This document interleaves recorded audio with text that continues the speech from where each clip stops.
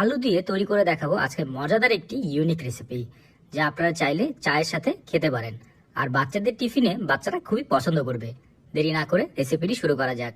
প্রথমেই আমি নিয়ে নিব 3টি মিডিয়াম সাইজের আলু, সেদ্ধ করে নিয়েছি। এখন আমি আলুগুলোকে ভর্তা করে নিচ্ছি। আপনারা কে কোথা থেকে আমার এই ভিডিওটি দেখছেন অবশ্যই কমেন্ট করে জানাবেন। আমি আপনাদের সবার কমেন্টের উত্তর দিব, কারণ আপনাদের কমেন্ট পড়তে আমার অনেক ভালো লাগে। এখন দিব মরিচের গুঁড়ো, এরপর দিয়ে দিব লবণ, তারপর দিয়ে দিচ্ছি চালের গুঁড়ো। এরপর এই সবগুলোকে আমি একসাথে ভালোভাবে মেখে নিব। আপনারা চাইলে হাতের সাহায্যে কিংবা চামিচ দিয়েও মেখে নিতে পারেন। সবগুলোকে একত্রে সুন্দর করে মাখা হয়ে গেলে আমি ভাগ করে নিব। এক ভাগ দিয়ে আমরা এখন তৈরি করব, আর অন্য ভাগ দিয়ে আমরা পরে তৈরি করব। এখন একটি চপিং বোর্ডে আমি নিয়ে নিলাম সামান্য পরিমাণে তেল। তেলটি চারিপাশে আমি ভালোভাবে মেখে নিব। মেখে নেওয়া হয়ে গেলে আমরা এইখানে আলুর মিশ্রণটিকে হাত দিয়ে ভালোভাবে মেখে নিব। এই নাস্তাটি চাইলে আপনারা চায়ের সাথে বিকালে কিংবা বাচ্চাদের টিফিনে দিতে পারেন। বাচ্চাদের টিফিনে দেওয়ার জন্য আপনাদেরকে ঝাল কম দিতে হবে, যেহেতু বাচ্চারা খাবে, বাচ্চারা বেশি ঝাল খেতে পারবে না। তো দেখতে পাচ্ছেন এইভাবে লম্বালম্বি করে আমি একটি ছুরির সাহায্যে ছোট ছোট করে কেটে নিচ্ছি। কাটা হয়ে গেলে আমরা এগুলোকে আলাদা করে ফেলবো। তারপরে আমরা একটি কাঁটা চামচ নিয়ে নিব। কাঁটা চামচ নিয়ে ঠিক এইভাবে আমরা আস্তে করে চাপ দিয়ে আমরা একটি ডিজাইন করে নিব।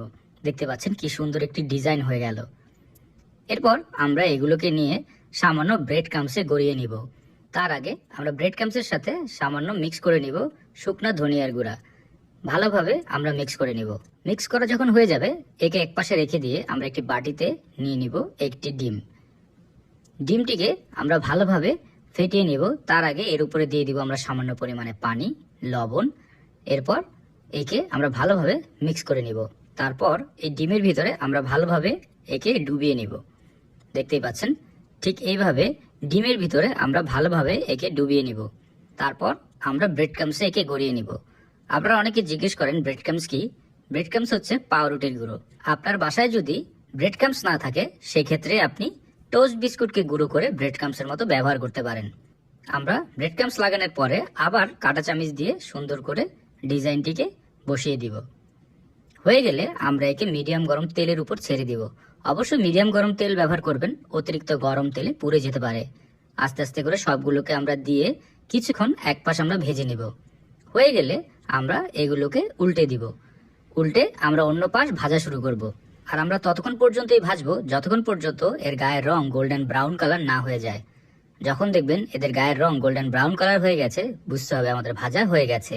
দেখতেই পাচ্ছেন কি সুন্দর রং চলে এসেছে। এখন আমরা এগুলোকে তুলে ফেলবো। তো তোলার আগে অবশ্যই